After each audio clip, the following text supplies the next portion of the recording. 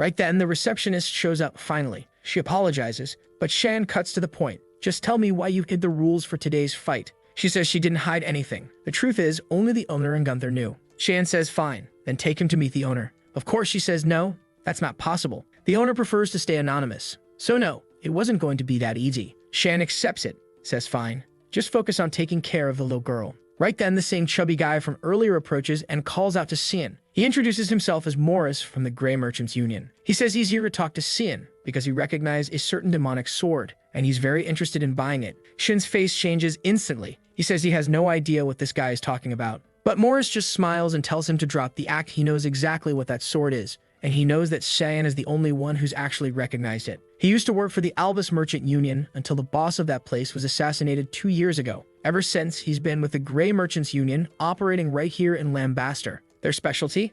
Rare swords and other unique weapons. And today, he's absolutely sure. He saw the mist of a demon sword. He knows it. That weapon's been waiting for its true wielder for years. He tells Shan to just name his price. He'll buy it. But Shan's already got him lifted up off the ground, and says that since he's the only one who knows, he's the only one Shan needs to get rid of. Suddenly, assassins start crawling up from the floor behind him. Out of nowhere, he's surrounded. They warn him, if he doesn't let go of Mr. Morris, he's going to die right here. But Shan, with that demonic aura flaring up, just smirks and says it's hilarious. They really think this little crew is going to stop him. He recognizes them, the shadow assassins of Sparnia. That fat guy must have spent a lot of coin hiring them. Too bad, they're not going to kill him before he snaps his neck. Right then, the maid and the little girl walk into the room, calling out for Simon, asking what's going on with all these people attacking him. Shen realizes now, this situation's starting to drag in people who don't need to be part of it. Lewis is here too, so he drops the fat man and says fine. This time he gets to live, but he better get lost before Cyan changes his mind. The assassins ask if they should proceed, but Shen just tells them all to lower their weapons. Morris, even after that, bows and apologizes to Simon, says he's backing off for now, but his offer still stands and Shen should think about it. Then the bastard walks off. That merchant union, yeah, it's looking a whole lot more like a criminal assassin network. Lewis comes over worried, asks if he's okay. Shen pats her head, tells her not to worry about it, then turns to Lisa and says he's got a little favor to ask. It's about time she figured out a way to get him a meeting with the owner of the cage. Yeah, let's see you dodge this one now. Meanwhile, elsewhere in the city, explosions are going off. Gunther's going berserk, slamming his fist into the ground while everyone begs him to calm down. They say he's reopening the wound, but he's lost it, missing an arm, screaming Simon's name, saying he has to kill that kid somehow. The moment he looked into San's eyes, he was so terrified of dying. It made him feel completely powerless. Now he's desperate to find a way to erase that boy. And then he remembers, Shan was protecting Lewis. Perfect. He's got a way to destroy Simon now. Back at the hotel, Lewis is working, happily running around helping guests, when one of the doors opens. She smiles and welcomes them to Lambaster. But then, yep, it's Gunther, standing there, greeting the little girl, asking if she remembers him. She says she does. He grins and says, good. She's going to be useful for something he needs. Scene shifts to another room. Shane's there trying to understand why he can't meet the owner. Liza explains, Linza's not someone you can just meet casually. That's not how she works. Shin's curious, asks why Liza defends Linz so much. Liza finds it strange that he even knows her name and says she's sure he's no ordinary kid. And just so he knows, Linz is watching him too. She's the one who allowed him to fight Gunther in the first place. That's why Liza says he should leave Lambaster now. Otherwise, he's going to end up dead. Shan's confused. She's giving him warnings and defending him, but also seems scared. Of what? Then suddenly, they hear a scream from the front desk. They rush out. The place is trashed. And Shan immediately knows. He sees the name tag, Lewis, lying on the ground, covered in blood. He tells Lisa to stay right there. He's going to deal with this. She tries to say something, but he cuts her off, says he's not going to repeat himself. She's staying put.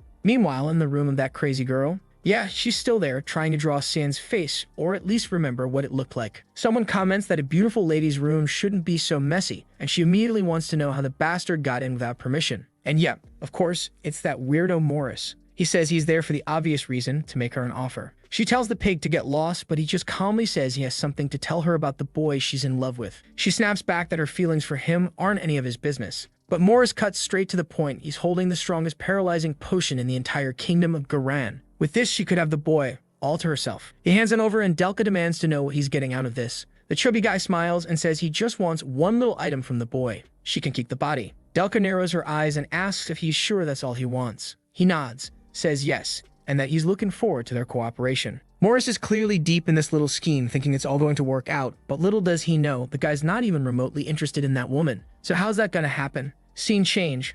Gunther's sitting on top of a crate, saying he's been waiting for Simon. Our protagonist shows up and demands to know where the girl is. Gunther tosses something at him, calling it a gift. Dude, it's a freaking ear. Then tells him the rest of her is under the box. If he wants her, he better dig. Shane calmly says that if Gunther wanted to die, he just had to say so. But then, Gunther's missing arm starts regenerating. He grins and says that's exactly what he wants. Now come at him, Simon. Scene cuts to Linz asking Lisa if she really thinks that kid's going to kill Gunther. Lisa says yes. Linz asks if she's worried. Lisa says it's been a long time since she had any ties to that guy. That's not the issue. She just wants to know, why does Linz seem so obsessed with that boy? Linz smiles and says she'll explain, then tells Lisa to try remembering Simon's face. Lisa suddenly gasps, starts digging through her memories, but weirdly, she can't picture him. It's completely blank. And that's when Linz explains it's an ability tied to an authority of Eru, one that causes others to forget the user's face. Lisa stares at her. You're talking about the god of darkness, aren't you? Linz nods, says yes. Looks like her past just caught up to her. Lisa starts to panic, asks if Linz is in danger. But Linz says no. She's excited. It's been a long time since she's had such an important guest. So Lisa licked his better treat him very well. Back in the fight, Gunther charges at Cian, taunting him, demanding to know where that courage from earlier went. The blast from his attack sends Xian flying. Gunther growls, where's that ability you used back in the arena, huh? He better start putting in more effort, or he really will die here. Every time Xian hits the ground, he lands near more bones. Gunther says those skeletons are proof of how worthless those people were. Lambaster was full of trash, and he took it upon himself to purify it. He and Lisa grew up in that filth, just trying to survive in that hellhole. He'd bite anyone who tried to lay a hand on either of them. Until one day, he met a certain someone. A guy with an eye patch shows up, begging to be spared. Wait a second, is that Eschel? Gunther says that on that day, this boy showed up and wiped out the manager who'd been tormenting them. Apparently, he dropped out of Loon Academy for a while just to enjoy himself, used the opportunity to clean house. Eschel gives a casual, hey, and says the kid's safe now. Gunther admits he never forgot that angelic face. Okay, sure bro. He decided to admire that person, and from that day on, his life changed. He started dreaming about cleaning Lambaster of every last piece of trash, and expanded his influence bit by bit until he became the boss of this junkyard. He started making money in the cage, but after a few killings, he was kicked out. That's when Lisa cut him off completely, but he didn't care. His goal was to cleanse this place, and he wouldn't stop until it was done. Cheyenne, midair, finally shouts, enough with the backstory. I'm still standing. If Gunther really wanted to take him down, he was gonna have to try a little harder. Gunther says that's fine. He'll go all out. He activates some kind of ability, and suddenly his arm starts morphing, covered in chains and scrap metal junk. He grins and says now things are about to get interesting. Cheyenne notices immediately. This guy's using some kind of artifact. But how the hell did he even get his hands on something like that? Gunther holds up a glowing cube and says it's called the gravity chamber. It creates a mana field in a designated area and multiplies the gravitational force by more than 20 times. He compliments the kid for holding up so well under the pressure, but says it's time to end this. The attack slams into the cube and Kiram calls out to see if he needs help. But the boy, already beat up and glowing with anger, says no. He doesn't need her help to take out this worm. Then in a blink, he disappears from inside the cube and reappears right next to Gunther. Hits him with a vicious uppercut straight to the gut, and Gunther has no idea what just happened. Should have been physically impossible for Cian to even move in that gravity zone. Next thing you know, he's flying Teen Rocket style straight up into the sky, and Shan's already behind him midair, calmly warning him to brace himself. He's about to be crushed so thoroughly, the only thing left will be his ear. Delivers a spinning kick, Rock Lee style, bam, drives it right into his ribs.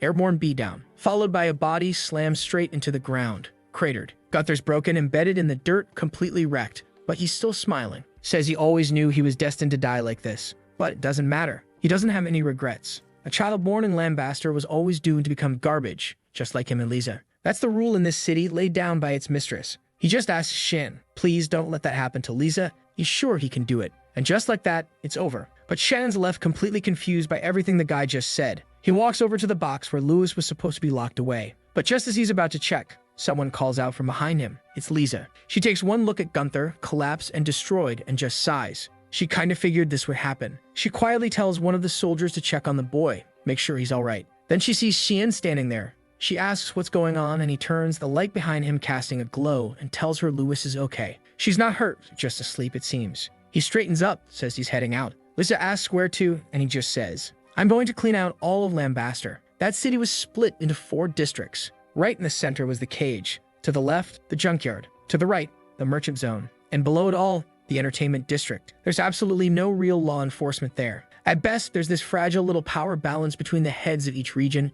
each run by a different manager. Shan asks how he even knows all that. In the past, Eshel had answered, "Because that city is rotten to the core, I've seen how it really works." And when he said it, Shan had felt a bit annoyed. But now he realizes the guy was right. Shan wondered, how do you take over a place this broken? If it were a normal country, he could declare war, set up negotiations, but none of that applies here. Maybe the only option was to take out each of the regional managers one by one. But Eshel told him no, that wasn't necessary. That place was already on the verge of collapsing on its own. All they had to do was wait for the right moment to step in and take control. Cut to Cian holding a teacup, looking unimpressed. Says the smell gives it away instantly. She didn't even try to hide the fact that the tea was drugged. Delkia is clinging to his arm, all flushed and giggly. This city really is rotten from top to bottom, and today he's going to rip it up by the roots. Delkia, grinning ear to ear, says she's glad he accepted the invite, and tonight's gonna be fun. He agrees. "Oh, it's gonna be fun all right," he says, "especially with a special tea like this." She freezes for a second, he noticed, but he just smiles and says, "Yeah,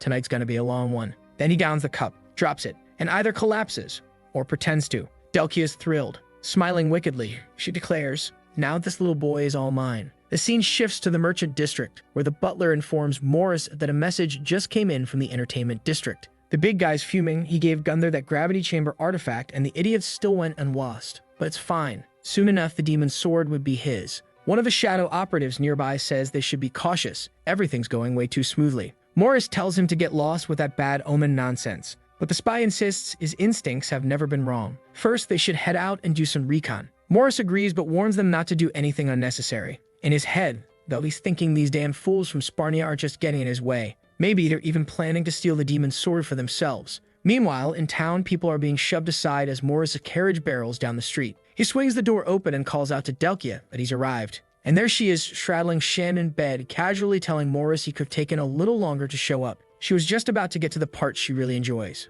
Morris doesn't care. She can do whatever she wants. He just wants the kid's item. The body's all hers. Delkia tells him not to rush her and says he's going to be shocked when he sees this. She pulls a rope and the curtains fall. Morris freezes. What the hell is this? There's a different Delkia tied up in the back, along with a bunch of taxidermy humans. The guy immediately turns around, panicking. Who the hell is she? And of course, it's Karim, who tells him flat out exactly what he was looking for, the demon's sword. He stumbles back in shock. How the hell did a sword turn into a person? Cyan sits up and says Morris knows way too much. The bastard starts screaming for help from the assassin squad, but all he gets is a jab to the neck that shuts him up. Cheyenne tells him since he's so eager to see those guys, he'll go ahead and send them his way. Spreads his arms, opening up a rift into the mist swamp dimension, and it looks like the shadows start dissolving into it. Then he tells Morris that, yeah, he knows he's the one who gave Gunther that artifact and slipped Delkia the paralysis potion. Morris starts begging for forgiveness, swearing he'll never do it again. Shane calmly tells him he's sure he won't, because he won't be doing anything ever again. The guy's still crying for help, but gets dropped straight into the mist.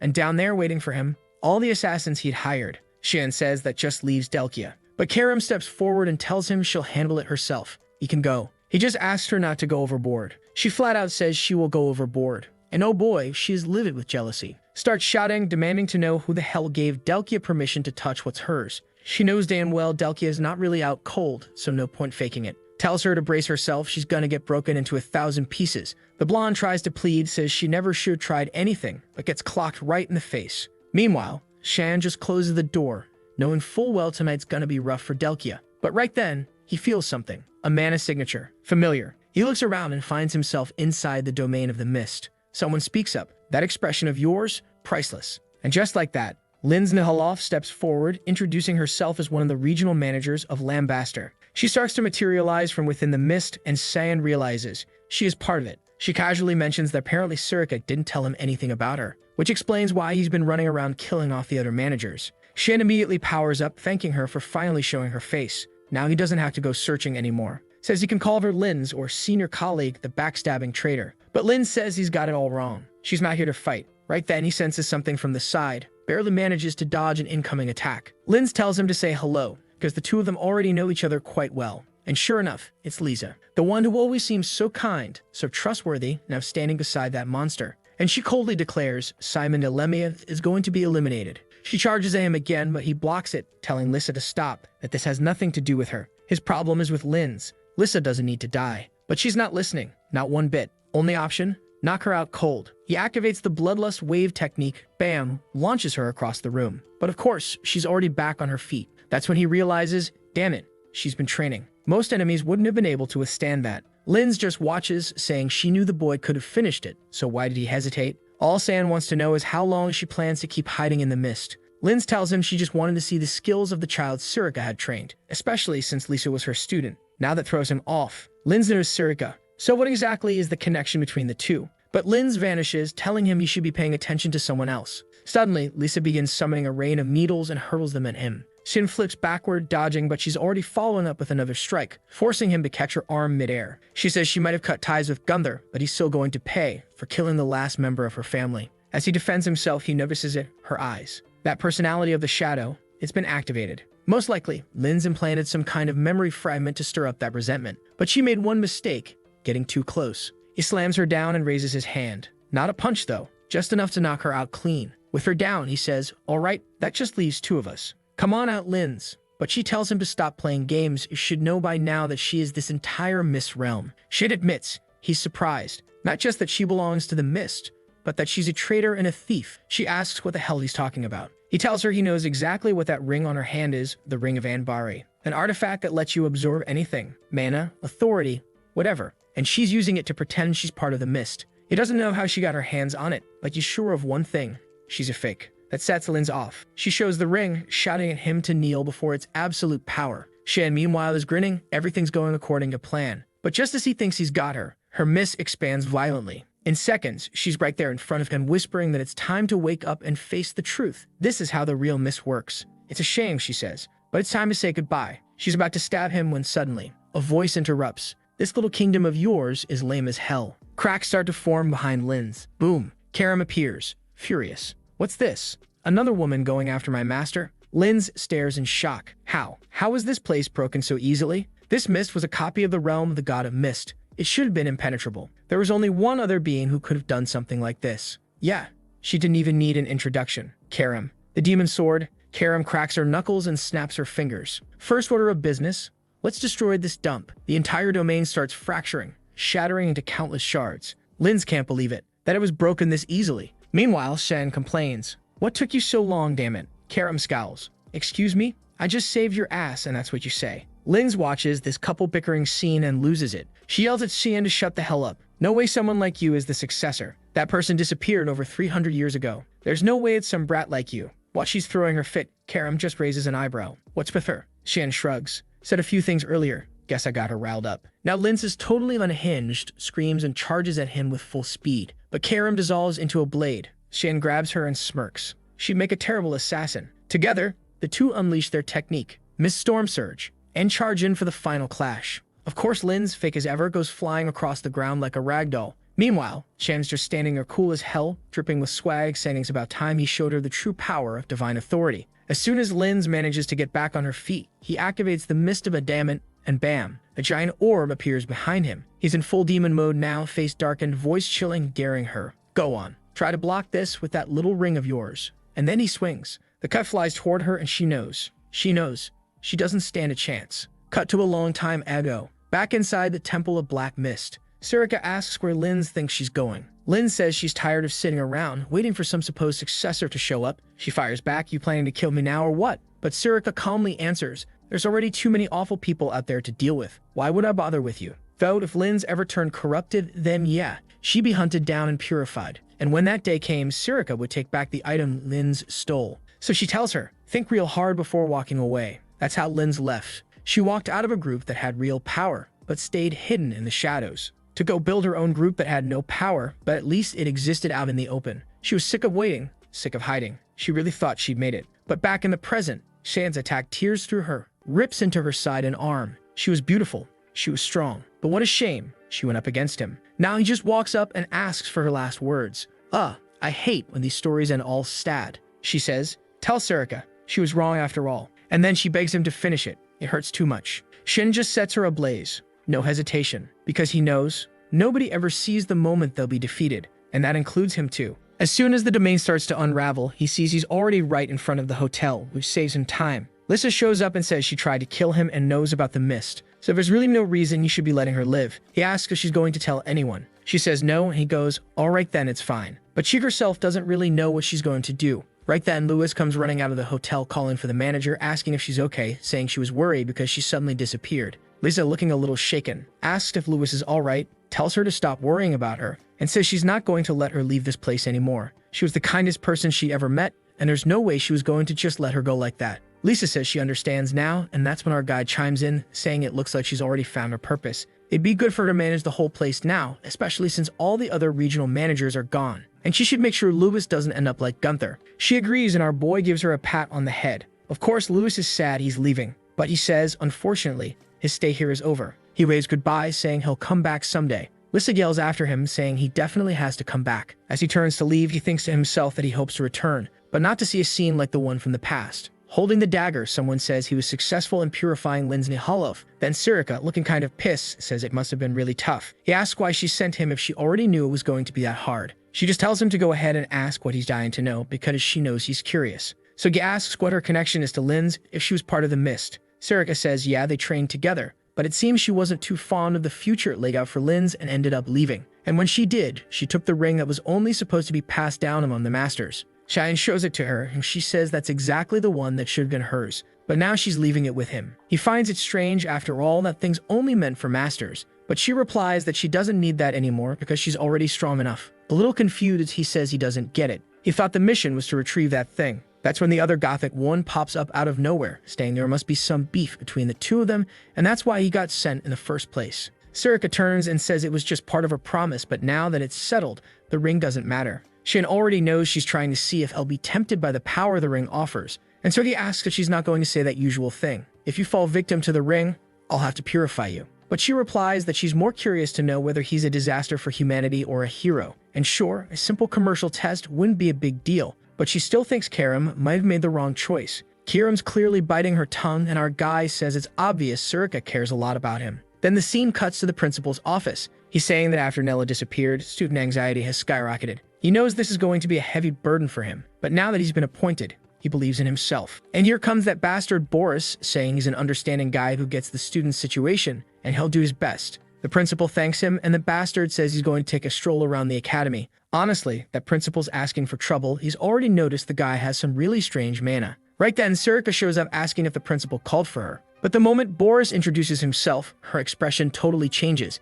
He says he's the newly appointed instructor. Nice to meet her. As he walks past, he says that they'll see each other soon, while Sirika just picks up on the fact that he reeks of blood. It's clear this guy's seriously dangerous. The principal says he's from the capital and that she should keep an eye on him. He's skilled and well-mannered, sure, but his mana is weird. Director, we gotta get this guy out of the school seriously. You can't just throw someone that's shady into a classroom with students. But Sirika's standing there cool as ever, saying she understands. She knows full well what that smell is, no matter how hard anyone tries to hide it. It was like death itself was walking through the hallways. Then the scene cuts to a bunch of guys raising the banner and welcoming people to the city of Harmony. And wait a second, look who it is. Erin. Long time no see, girl. Thought you vanished from the story. She comments that the place has way more guards than usual. And of course, that probably happened after the blood banquet. Someone calls out to her. It's Lunav, popping out from the corner, saying it's been a while since they last met. In another part of the school, Erin says it's good to see she's doing okay. Lunav says it's all thanks to her, but Erin disagrees, saying Lunav helped her out a lot too.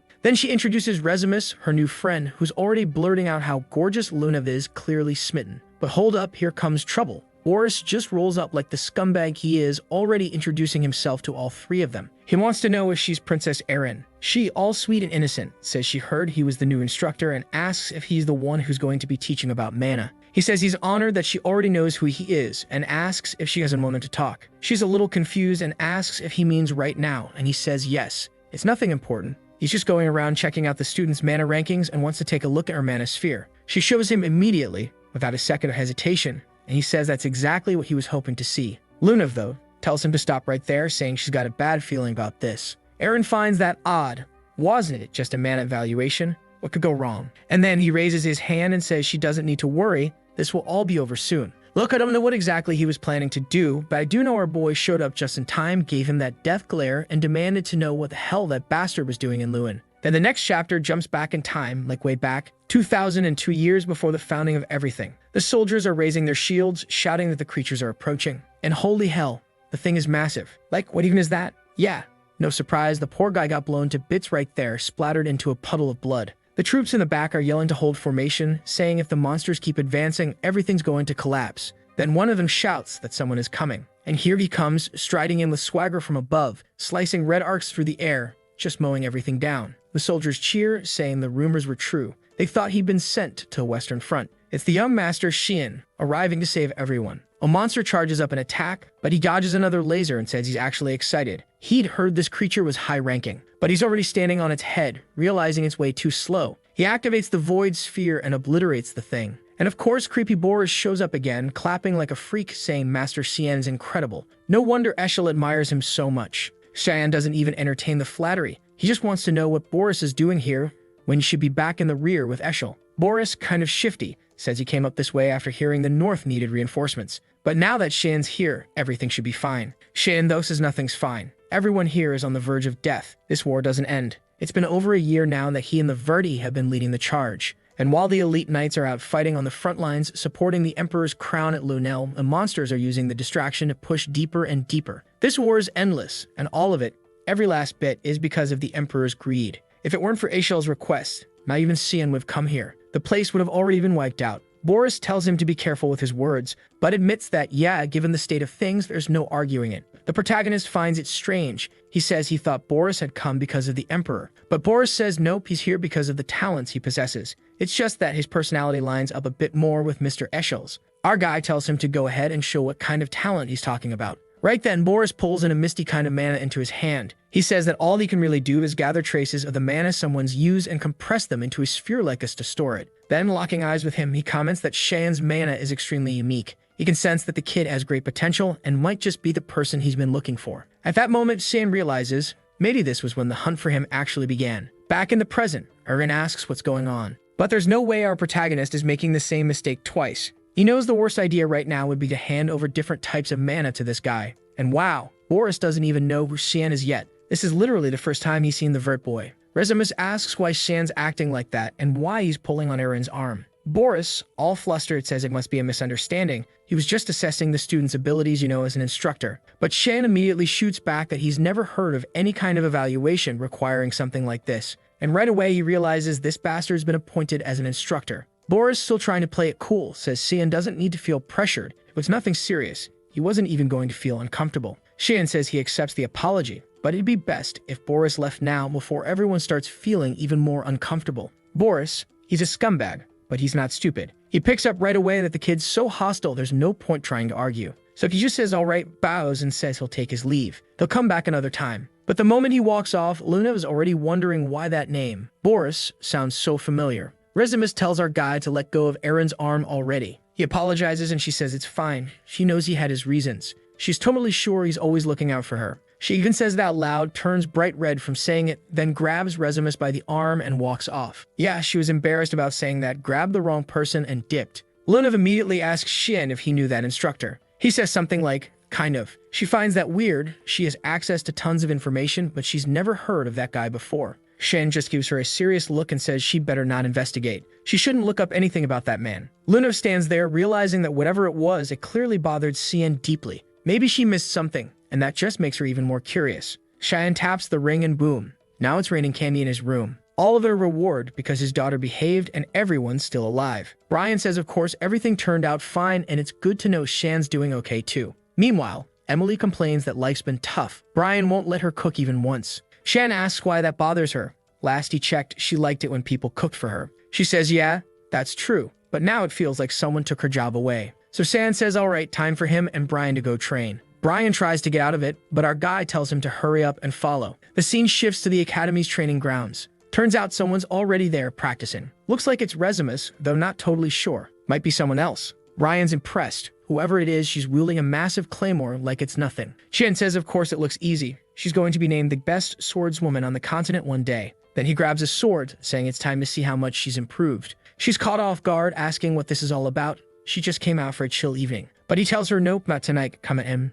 Regimus hesitates, makes sense. She's holding a real sword and he's only got a wooden one. She's worried the poor guy might actually get hurt. But before she can even finish the sentence, bam, he almost smacks her right in the face. She manages to duck and block just in time, then compliments the move. Still, she can't believe that was a blow from a wooden sword. She deflects his attack and comes at him full force, saying she's not going to go easy on him anymore. He parries one of her strikes and praises her movements. Too bad though, he says she's still got a long way to go because this right here looks like her current limit. Regimus is confused. He's saying all that, but she's the only one attacking. She finally says enough and goes in for a strong vertical slash, only to get tapped right in the forehead and drop like a chump. Shannon tells her that letting her emotions take over like that is exactly what creates openings in her attacks. She's slumped there, frustrated, admitting she's no match for him. Must be nice, being that strong. But when he compliments her, saying she's actually really skilled, she goes totally red. He says he's sure that if she keeps up the pace she's going, no one will be able to beat her with a sword. She's all flustered, saying it makes no sense to get a bunch of compliments after getting her butt kicked.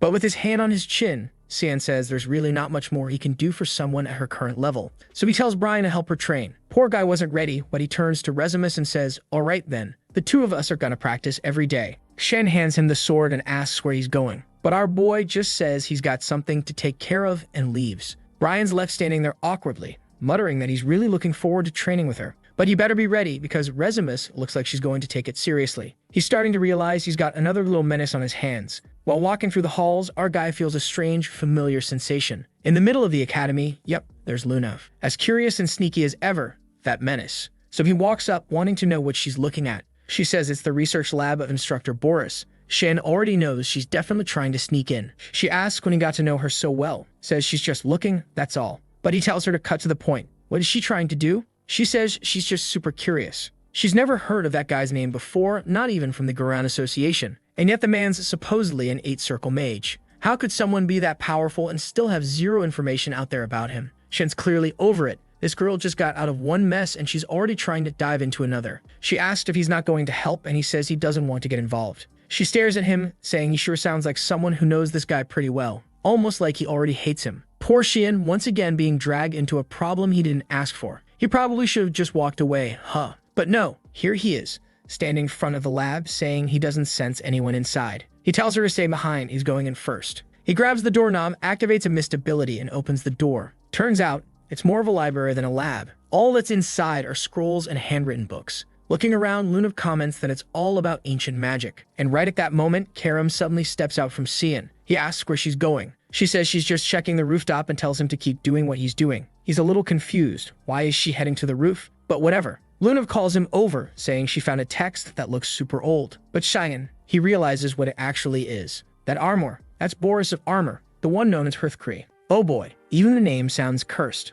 Up on the rooftop, Kara mutters that this smell, it's sickening. No matter how many times she catches it, it never stops being disgusting. And he better show up soon. Oh, she's talking directly to that Hearthcree guy. Right then, too bad. Someone appears and says it's been a while since he last saw her. An angel shows up, asking how she's doing after waking up from a 300-year nap. From a high-up angle, Karam says she was doing just fine until he showed up and ruined everything. Hearthcree replies, your personality hasn't changed a bit. I guess that's why you chose that master out of all the other options. Karam's already getting ready to fight, but he asks her to calm down. He's not here to fight. She demands to know what he's doing there, and he says this is just a little chat. But Karam isn't buying it and tells him to cut the act and say what he's planning. Meanwhile, back in the library, Lunav says she's never seen magic texts like these. It's almost like some weird history book. But all the texts are written in a kind of code, so it's going to take a while to decode. From what she's been able to make out, that's all she can understand for now. On a page with a strange sun, she says it looks incomplete, and she really wants to know what it means. A sun, black clouds, mist, what else?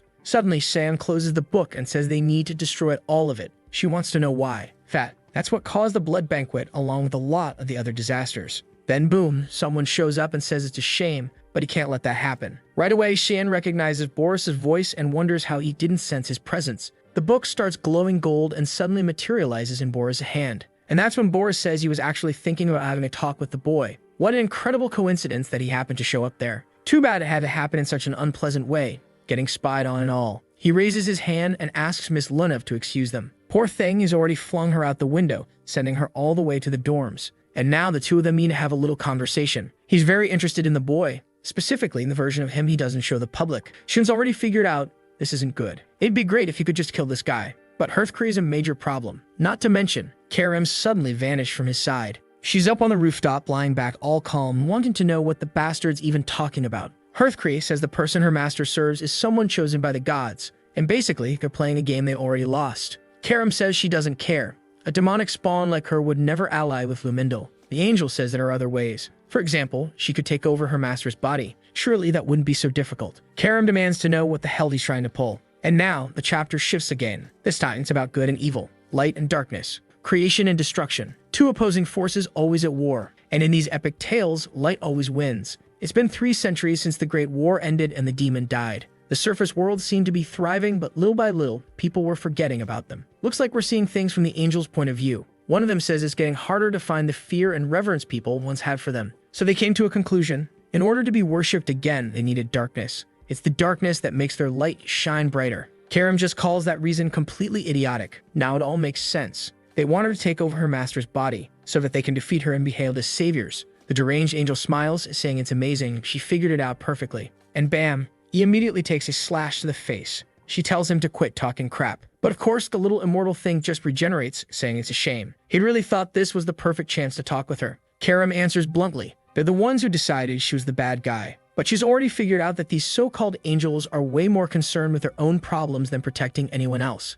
The angel shows up again, saying it's a shame. He really thought talking to her would be as easy as it was with Eru. It was a nice visit, but now he's heading out. And just like that, he vanishes while Karam's left wondering, what the hell did that idiot Eru do? Back with Boris, the bastard's calmly serving a fancy high-class tea from Sparnia, saying he hopes the boy enjoys it. Obviously, Cheyenne doesn't give a damn. He tells him to get to the point and explain why he's so interested in him. Boris, fake as always, says he's just a teacher concerned with a promising student. Cheyenne tells him to cut the crap. He doesn't even show up to class. Boris wants to know why, and Cheyenne flat out says it. He's got nothing to learn from them. Now Boris is curious. He wonders if the headmaster knows about that. Cheyenne just tells him, for the love of all that's holy, to stop stalling and talk. So Boris gets a little more direct and asks Cheyenne if he knows who he is. Cheyenne asks why he's even asking that. Boris says he felt it immediately. Cheyenne hated him the moment they met. The way the kid looked at him, it was like he already wanted him dead. But Boris swears he's never seen Cheyenne before in his life, so how could he have known about him already? Cheyenne stirs the tea a little and says what's even weirder is that no one's ever heard of an 8-circle mage.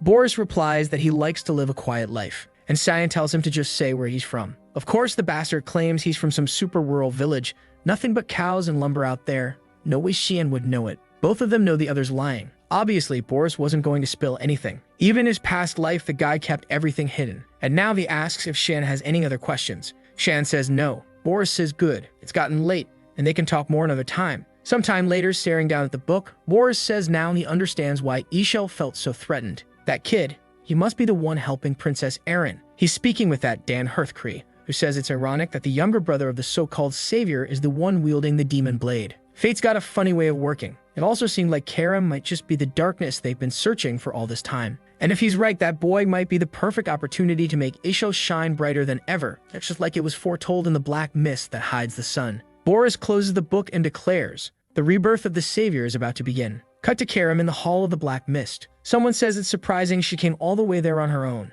It's Eru. He wants to know what brings her. Karam says it's funny he's even asking. You should already know. She just met with Hearthcree and didn't realize the two of them were so close. Eru asks if Hearthcree tried anything, but Karam cuts him off. Just tell her why he didn't do anything. Apparently, he'd forgotten the reason he was kicked out. Eru says there's no lower place than where he already is, which means he's got nothing left to fear. Karam tells him he's got to be joking. These people are trying to use both her and Cheyenne. The Lord asks if her wish is really to protect Cheyenne. If that's the case, he can help her make that wish come true. All she needs to do is take this decree, and all the mists will support her and the boy. She takes it, but she's already figured it out. He's just handing that over so he doesn't have to do anything himself. Exactly like what happened with Lumindal. Eru tells her to quit nagging. He insists he already made the best decision for her sake. But Karam walks off, telling him to stop making pathetic excuses, and says she hopes he stays trapped in that place forever. The scene cuts to a statue of an angel, where a man in front of it says he intends to bless it for acting in accordance with the representations of Lumindal's light. What she needs to figure out is whether she truly intends to become the ray of light that'll save this world from darkness, and if she swears to stand on the front lines and die on the battlefield. Whoa, Alice Vert swears that she does. She accepts the will of the god of light, Lumindal. I almost forgot our boy had a turbocharged sister. She made the vow, but she's still wondering if this really is the right path. Lately, the Empire's been gathering up talented individuals for the Knights of Light and sending them all to the front lines. That's why, during the disaster of the Blood Banquet, there were no royal guards around to help. Still, helping the Knights of Light has always been her dream. What she doesn't get is, what exactly is she supposed to be protecting out there on the front lines? Right then, someone congratulates her. She turns and sees it's Cecilia, who says Alice finally achieved her big dream. Alice says it's nothing, she just became a rookie knight. But Cecilia tells her there's no need to be so formal anymore. They're equals now. Weirdly, this lunatic drops to the ground and says, no way, I can't do that. You'll always be my senior. Sometime later, it looks like Alice confided her worries. Cecilia tells her it's impossible she picked the wrong path. She's known her for a long time. This has always been her dream. But Alice says she's still unsure. She could hear people screaming for help. So if her friend says she knows the perfect way to find out if the front lines are really where she belongs. When she gets there, they'll fight together. Apparently, this Duke Villiarth confirmed an important mission. It would be Alice Vert's first official assignment. But she finds it kind of odd, since the one who gave her the mission was her father. Boots are on, swords in hand. Brian's ready. The girls ask where he's going, and he says he doesn't even know. Sheehan just told him to be on standby. That's when our boy shows up, saying they won't take long this time. He tells Nana not to worry and tells Brian to move it. Brian asks where they're headed, and Cyan says this time it's to the Lemia Valley. Emily points out that for someone saying, "We won't take long," that place is super far away. But Sheehan opens a portal right there with his ring, saying they won't take long if they go through that. And it had to be now, because today was the day Alice was supposed to die. On the battlefield, someone yells for everyone to hold formation. A man turns to the young lady and says it must have been a tough journey, but Alice tells him not to call her that. The guy praises her, says he's super proud that she's finally standing among the Knights of Light. She awkwardly tells him to stop, she still has a lot to learn. Still, he's confident she's going to do great and that the Duke will be proud. Suddenly, she steps forward and introduces herself. The eldest daughter of House Vert reporting in after receiving the summons. Her father turns and says the third and fourth princes, as well as the second princess, are all coming to visit. She better be prepared. Alice notices he didn't praise her at all. Still cold as ever. He already tells everyone to greet the guests. They should arrive by now. And there they are. Third prince, Phagian Severus. Fourth prince, Nerovian. At least their names are easy to remember. And then comes the second princess. Alright, why is she showing that much thigh? Who is she trying to seduce here? Me? Her name is Violet Severus, the bold one. Right away, everyone from our boys' family bows and greets them. But Nerovian's already done. He says they've finished the formalities, so can they leave now? Fabian's nervous. He's scared that white-haired guy's going to get attacked by monsters. But Shan's dad tells him to relax. They're in the rear guard. Monster activity is super low here. Plus, the best knights are stationed right there, so there's nothing to worry about. Well, look who's here. That damn bull-headed Eshel. Alice gives him a quick glance, and her father turns to him and says he better fulfill all his duties. He says he won't disappoint, while that Fabian guy over there says they better take out the monsters before they get any closer.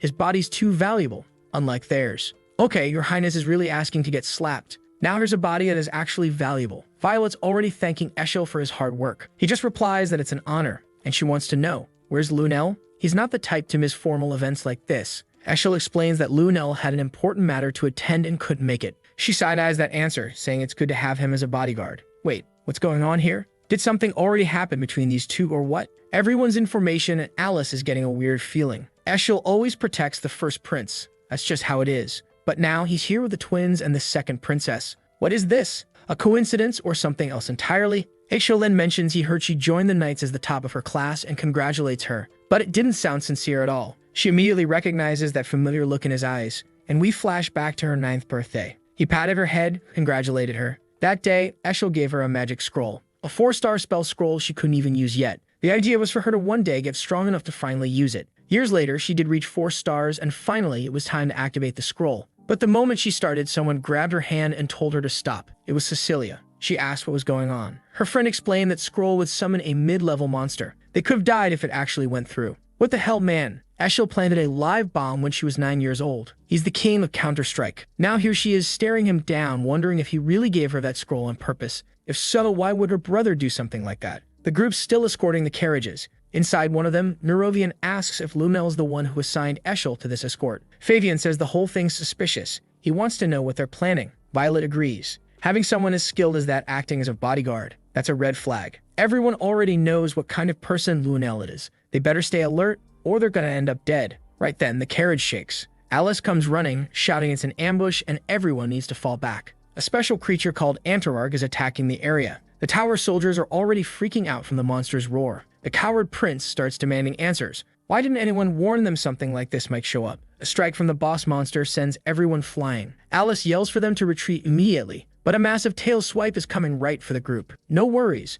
Big Sis blocks the hit. But now she really wants to know why something that powerful is showing up in the rear guard. The princes are already running for their lives. One of the white-haired ones yells for them to turn back. If they keep running, they're gonna get killed alone. Violet's totally panicked when suddenly, Eshel comes toward her. Nothing sketchy at all, right? He tells her to come close. He'll protect her. And right then, Violet realizes, this bastard planned all of this chaos just to kill him here. and judging by Alice's face, she's picked up on something fishy too. Then, bam, a windflower spell slams into the boss monster. Cecilia shows up to help and yells at Alice to escape through the side path. Right away, she grabs her friend and also pulls Violet along, who's just confused and being dragged, but honestly, anywhere away from Eshel is the right move. Still, Alice's gut is telling her something seriously wrong. She felt an overwhelming bloodlust coming from her own brother, and when she looked back, she saw the monster about to land a clean hit straight at his neck. But then, out of nowhere, a strange barrier blocked the strike. Alice's head is spinning. What's going on here? But Cecilia just shouts at her to move. The monster is still flying, going in for another attack on Eshel. But more troops show up nearby and yell for everyone to get back in formation. She glances to the side and realizes the 3 damn girls are gone. Meanwhile, the soldiers are shouting not to let that creature,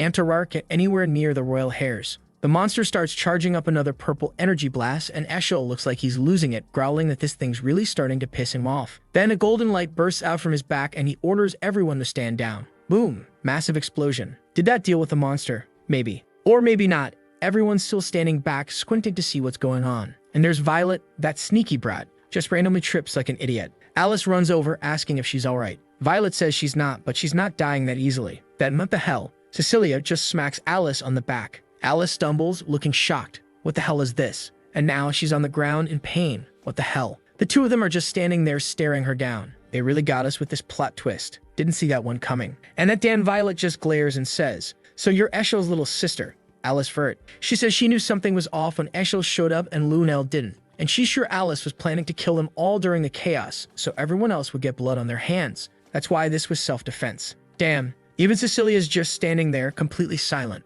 Alice tries to explain. It's all a misunderstanding. She just wanted to protect them. But Violet cuts her off and tells her to shut up, so she knows exactly how ambitious the Vers and Lunels are. She's not going to sit around like some idiot while everyone lines up to kill her. If Alice has got any excuses, now's the time to give them because she doesn't have much time left. Violet throws down a scroll and says she hopes Lumindal won't save her. And poof, looks like the two of them just teleported out of there. Alice, though, she's not thinking straight. She's sitting there wondering how impulsive Cecilia must have been to betray her like that. She has to be under some kind of mind control, or there has to be another explanation. Tears in her eyes, she mutters that it can't be real. But now some creatures appear in front of her. She struggles to stand up, saying she has to pull herself together. She can't die here. She has to survive and asks Cecilia why she did this. She begins activating a power, calling out to her dear mother, the source of all life, the monster's charge, and she begs the goddess to act through her hands. She triggers a skill from Udine and the spear, sending blasts flying in every direction. Meanwhile, over at the Varda hideout, yep, it's the two traitors, Violet and Cecilia, just lounging. Violet throws herself onto the bed, saying that was disgusting. Cecilia agrees, sitting quietly, thinking about little Alice from her childhood. She closes her eyes, maybe a little conflicted. Then Violet asks,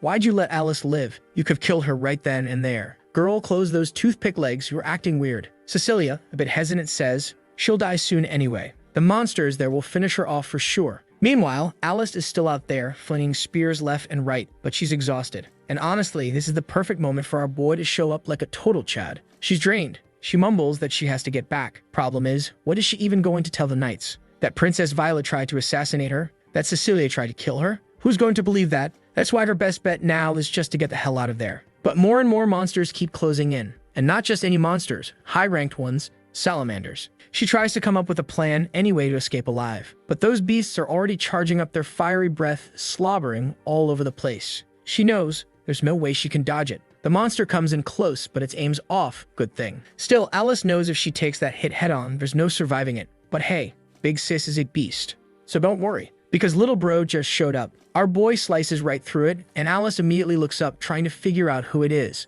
Before she can even process what's happening, someone grabs her by the shoulder, apologizes, and takes off with her. It's Brian coming in clutch to save her. And the moment she sees him, she realizes if Brian's here, then that must mean he's here too. Those salamanders were still creating a sea of fire. Brian and Alice were hiding nearby, and he told her to just hold on a little longer. But she knew that holding on wasn't going to cut it.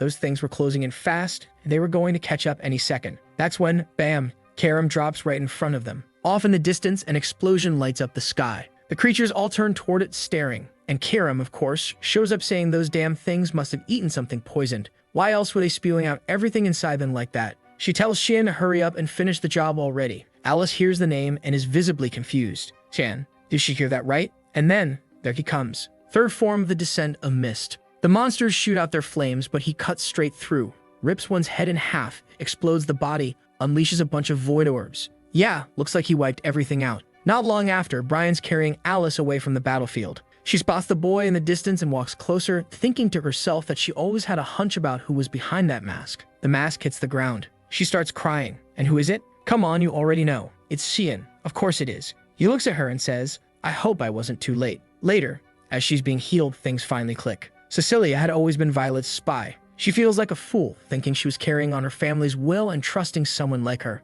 But Shan says it's not her fault. The blame lies with that damn Cecilia, with the princess, and obviously with Eshel too. Alice wants to know, was it all planned by their brother? Does Shan know something about it? It's weird because the mission orders came from her father. Shan tells her that the only reason the mission even happened was because Eshel suggested it. And of course her father does everything that guy says. She wants to know why. Shan says it's because that bastard wants to be the only one who carries on the family legacy. Alice scowls, saying that apparently he's even willing to kill his own sister for that. Though the tough act doesn't last long, she collapses to her knees, completely drained. Still, she wants to know, does Shen really believe that about Eshel? Is he sure? He just stares at her and says, of course I do. What? You think I'm joking? Alice admits she always felt something was off, and it looks like Sian did too. What she can't understand is, how did no one else see it? Why did her father and everyone around them not notice anything? It's like Eshel has something she doesn't, some invisible power. And during the battle, she felt it too. Something was protecting him. When he should have been hit by that deadly strike, something blocked it. Shan remembers that moment clearly. He knew the dagger had landed right on the guy's neck, but something strange stopped it.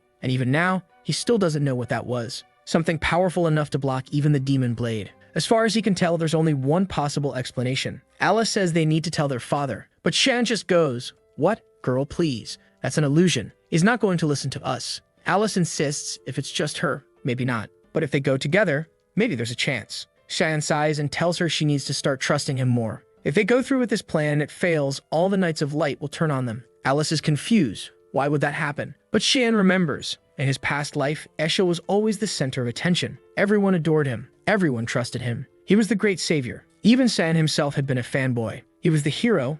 There was never a doubt in anyone's mind. Looking back, it was strange. He wasn't just a knight. He felt like a religious figure. Even their father, who was sharp and observant, died trusting him. The Emperor, Lunel, ambitious as hell, also trusted him. Boris, a man obsessed with truth and sharp as a blade, he trusted Eshel too, without question. Even the idiot version of Sin didn't stop trusting until he was lying dead on the ground. But in that final moment, one question echoed in his mind. Why did I trust Eshel? There could only be one explanation. Shan says Eshel was the ultimate figure who inherited the authority of the most powerful god, Lumindal himself. The authority he received, the role of world savior. Back on the battlefield, it's total chaos. Everyone's yelling to protect the princes. Redhead and Albino are absolutely losing it, panicking like they're seconds from death. Meanwhile, Eshel is right there on the front lines, holding off a dragon. Mr. Platinum Hair starts gushing over him, but Eshel just snaps, telling the idiot to back off before he gets himself killed. The dragon charges in for another attack. Eshel activates the Judgment of Regis, his dark technique. The beast fires off a huge laser while the two brothers are over there practically clinging to each other. These two are something else.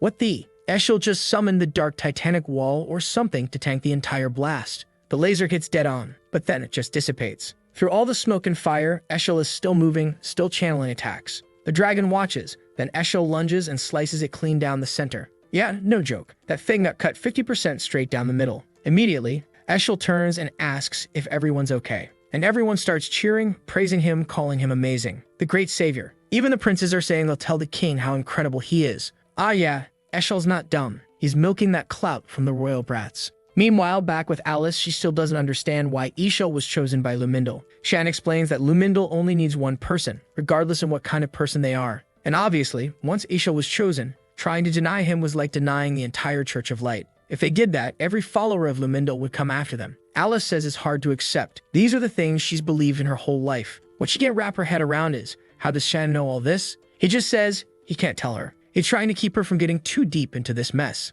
But she's understanding. She places her hand on his shoulder and says she gets it. She knows he can't tell her yet. But someday, she hopes he tells her everything, and that he won't carry this burden alone. She bows her head a little, and it's kind of sweet. Meanwhile, she thanks Brian, and he turns bright red. Shan immediately tells him to calm down. Don't get that happy just because you talked to my sister. Then he turns to Alice and wants to know, what is she planning now? And the crazy girl says she's going to find Cecilia and get answers about why she betrayed her. Thank God Shan says he's going with her. Like seriously girl, what's your death wish? He says he's got the ring. He's sure they haven't gone far. Then the scene jumps to Violet's hideout. Suddenly, Cecilia's expression changes. She says someone's getting close, a manna she's never felt before. Violet tells her to relax.